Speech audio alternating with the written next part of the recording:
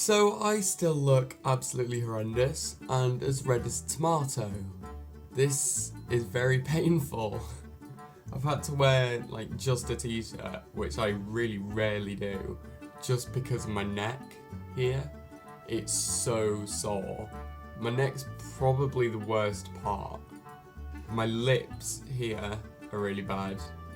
But pretty much everywhere else is just, it's kind of started to cool down a little bit. And some parts are even already turning brown. My arm here doesn't look it on camera, I don't think. But it's actually starting to turn a bit brown now, which is good. So, a few more days and I should be semi-okay.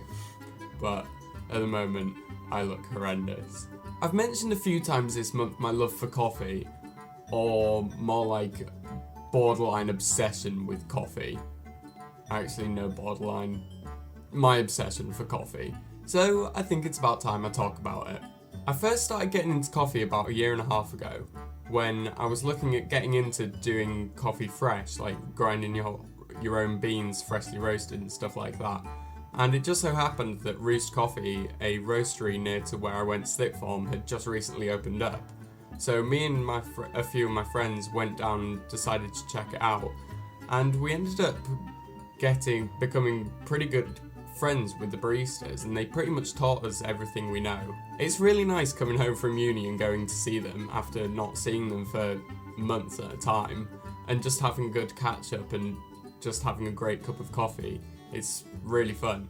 But before I went to uni, we probably went at least every week. We went every week during some of our frees, so it's pretty safe to say we were regulars.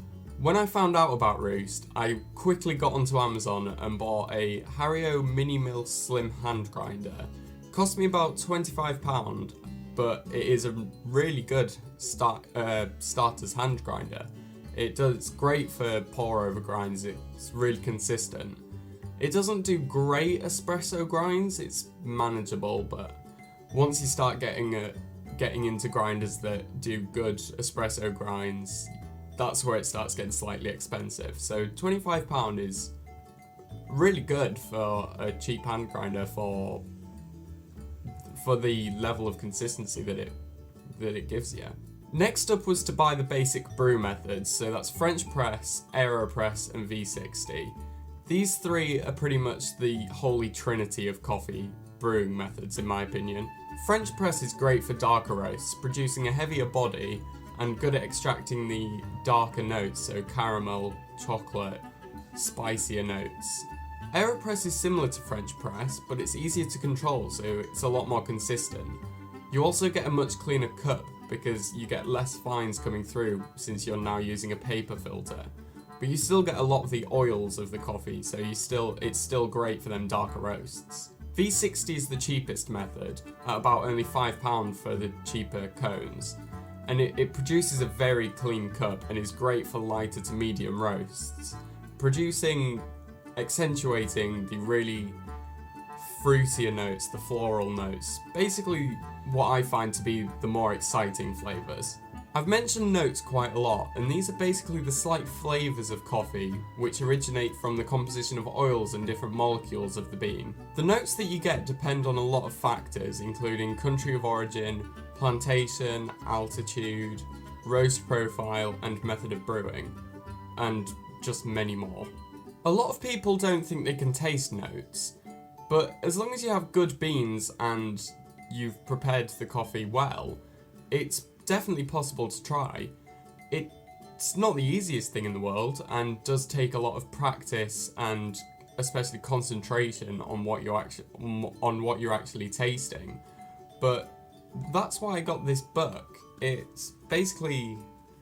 has a little flavor wheel which basically just it prompts me to think about the coffee and certain aspects of the coffee. Personally, V60s are my favourite brew method because I love the lighter roasts, and the V60 is good at accentuating the floral, fruitier notes of a coffee. And these flavours, these notes are just way more excited to drink in my opinion.